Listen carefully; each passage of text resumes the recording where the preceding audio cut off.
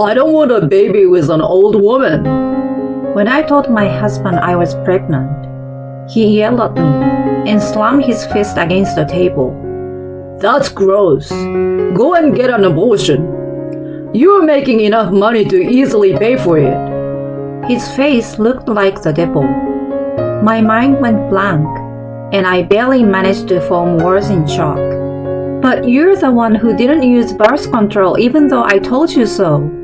Besides, I thought you'd be happy even though it's an unexpected baby. We are married after all. Are you kidding me? What nonsense are you talking about? I mean, you're over 40. You're crazy to have a baby and try to raise it now. Can't you even think about your own physical strength? Besides, you have the important job of taking care of me, don't you? I feel sick now. I'm going out. He brushed back his long blonde hair and walked out of the room. I knew where he was going. He would probably go and play poker or pool. He would lose big as usual and beg me for more money. I thought about what I was going to do. I couldn't think of not having this baby. I knelt on the spot, hugged my stomach, and cried out loud. My name is Claudia. For over 10 years since I entered the workforce, I have lived almost exclusively for the job. Thanks to that, I have been able to build a good career and earn enough money to live on my own with a little luxury. While I was hoping to get married and have children one day, I passed the socially appropriate age to do either. I half gave up, thinking that I would probably be alone for the rest of my life. The turning point came when I turned 40. I happened to visit the wine bar where Jackson was working part-time. We hit it off over drinks. Although he was a little careless, he was younger than me, and his friendly smile looked cute. So we started dating. It was fun at first. He was a good cook and served me dinner every night when I came home tired. Although I never thought I would be with that type of man, it was enjoyable in its own way. Eventually, he moved in with me, and we happened to get married. Although I questioned if it was the right thing to do, I also felt that if I missed the chance, I might have never gotten married. That was the beginning of my mistake. After the marriage, he quit his job and hardly ever cooked for me. He spent all day long either playing games on his phone or playing poker or pool at a bar. Sometimes he helped out at the friend's bar, but the money he earned went to gambling. Also, his verbal abuse toward me started. He clicked his tongue at me over trivial things and criticized me often. However, he still demanded to make love to me, which escalated with time. We don't need rubber, do we? Let's use it just in case. You can't get pregnant anymore, can you? It feels better without it, you know. After that day, we started doing it without using contraception. I knew it wasn't right, but I was tied up with the thought that I had finally gotten married and needed to put up with it a little. One day, while leading such a life, I found out I was pregnant. I was surprised that a natural conception was possible at my age, and happiness overwhelmed me. I was sure that Jackson was going to take that opportunity to be better. I often heard that having a child repaired a couple's marriage. We could have changed our course in the right direction too. Thinking positively, I hurried home and announced the news to him. But, hey babe, listen, I'm 3 months pregnant. Whatever. I'm going to order a delivery. Give me your credit card. Hey, seriously, listen to me. I went to the OBGYN today, and the doctor said congratulations. I was shocked, but I'm happy. He looked at me with his eyes wide open. He stared at me in disbelief. You're serious? I told you so. I have some money saved up, And I'm thinking of taking a break for a few years. I have been working all this time, so I thought it would be a good idea. I want to be around the baby as much as possible. He slammed the table hard. I was so startled that I lost my voice. He slowly looked up with a face I had never seen before. I don't want an old hag's kid. That's disgusting. Get rid of it. You're making enough money to easily pay that much. His face looked like the devil as he yelled at me with a smirk.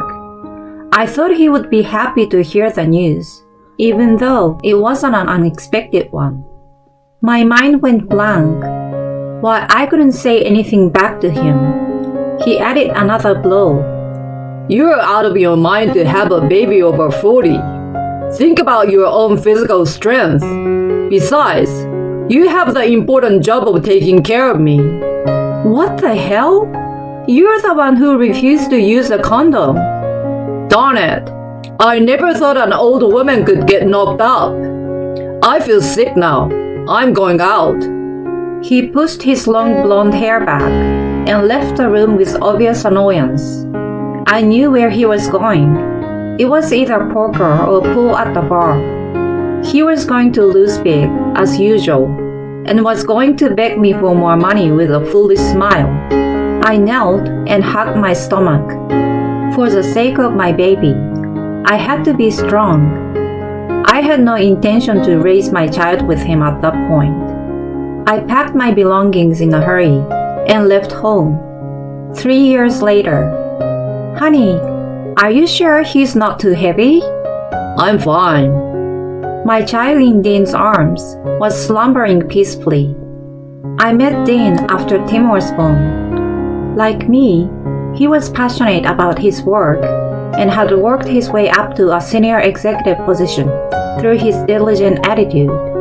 He accepted my work and my child, and we got married in the spring. He also readily agreed to my long paternity leave and loved him even more than I did. That day, we were inspecting the wedding venue.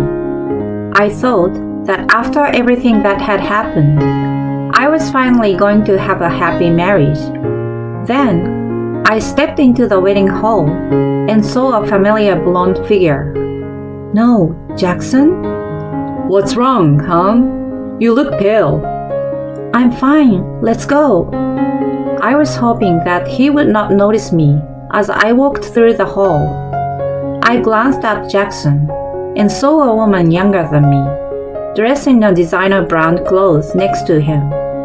As I was thinking, he had not given up on the gigolo life. His eyes and mine locked. His expression turned into a disgusting smile, as if he had found his prey. The smile that I had thought was cute when I first met him was now giving me trepidation. Hey you, Claudia, right? Unwilling to interact, I pulled on Dean's sleeve and tried to move forward. Jackson advanced toward us without care and whispered in a voice that only we could hear. With a sarcastic smile on his face, he said, What a perfect couple. An old man is an ideal partner for an old woman. I feel sorry for the kid with such an old dad. Why don't you just put him in a facility already? Babe, the reception is done. We have to go. Oh, sorry, Kathy. He instantly changed the tone of his voice. It was obvious that he was a parasite on the woman. When Kathy walked past us, her whole body smelled of perfume, and she looked me up and down. Then, her expression changed to a surprise when she saw Dean standing beside me. As I was wondering why, Jackson walked past me and whispered in my ear, It's not a wedding venue, but a nursing home would suit you guys better. You see, Kathy is surprised too. You've got plenty of money, so why don't you just go there? I wanted to fight back, but my old memories came back to me, and I froze. I couldn't understand why I had to be attacked like that by him. He was just a scumbag who couldn't do anything on his own. Dean put his arm around my shoulder to comfort me. His warmth and Tim's sleeping face almost made me cry. I'm sorry for making you feel bad. I told you before, he's Tim's father. Don't say more, and don't worry about it. You didn't do anything wrong. But he somehow had a mischievous smile on his face and confidently said, I have a good idea. Will you leave it to me? On our wedding day, Dee and I pledged our future to each other in front of the many guests. Tim was watching me and smiling next to my parents. When I secretly waved my hand, he did the same with a small hand. You look beautiful, honey. Thank you. I had lived my life only for work and had been pushed around by the scumbag. I was finally getting true happiness. Just before the kiss, the door to the chapel was violently swung open. Claudia, I know you're in there. Come out! The one who pushed away the staff and burst inside was disheveled Jackson. His blonde hair, which he had been religiously bleaching, was more than half brown, and his clothes were in tatters. There was a good distance between us, but I could smell the alcohol on him. I panicked, thinking he was trying to ruin even my wedding, and shouted at him, What are you doing here? You ruined my happiness. Go to hell, you old hag. What are you talking about? Honey, let me talk. Dean stepped forward and stared at Jackson, who seemed to be intimidated by his imposing posture. He took a step back with an awkward look on his face. You brought this on yourself, Jackson. Dean's explanation went like this. The company he worked for was a partner of the company Kathy ran. They had exchanged business cards once at a business event, and he remembered her. That was the reason why she looked so surprised at the time. He then contacted her to let her know Jackson's true identity. He played her the audio of Jackson's rant that I had recorded a long time ago. Sorry, can I borrow $100? I will pay you back triple, okay? You old hag is only good at making money, so make more. When she heard that, she was furious. She prioritized her business over Gigolo and kicked him out immediately. That's too bad. Hey, you old hag, this is all your fault. You better fix it. At that time, I heard something snap inside me. You are pathetic. Jackson, apparently not expecting me to retort, wobbled backward in surprise. I yanked up the hem of my dress and walked up to him and yelled, I'm going to give you what you have been doing to me all this time. If you think I'm going to be scared of you forever, you are wrong. You should be ashamed of yourself. You call me a hag, but what about yourself? For someone your age, you keep relying on others. Grow up! The place was quiet for a moment, but the guests immediately started applauding. It spread rapidly and became a tremendous sound. While Jackson was recoiling from the scene, the police grabbed him by the arm and took him away. He seemed to have no intention of resisting and was being taken quietly. His filthy back was so small that I felt sorry for him. It was all over then. A weight had finally been lifted from my shoulders. Sometime later, I'm visiting Jackson's parents with Tim.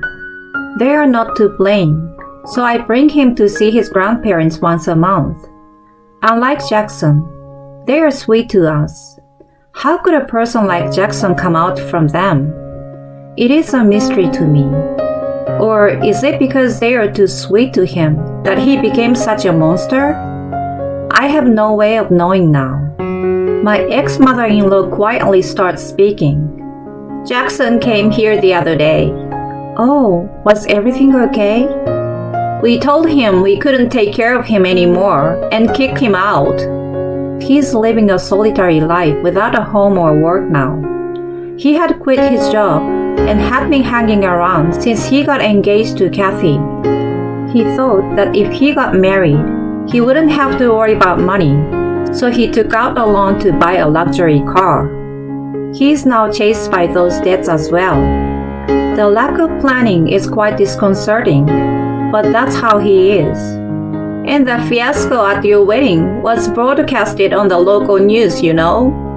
Oh, right. One of the guests that day had taken a video with his phone, and it became viral on social media. As a result, it ended up on a local network. Although our faces were hidden, Jackson's face was clearly visible. He said that because of this, he's struggling to even find a part-time job. After what happened, I'm really grateful to you for bringing Tim to see us. He loves visiting you guys, and we thank you too. Are you still working? I'm on a break right now. I'm going to take a little longer and prioritize my life with my boy. My current husband adores him, and we are very happy. Right, Tim? I smiled at him, and his eyes twinkle in return. His happy face blows away all the bad memories of my past.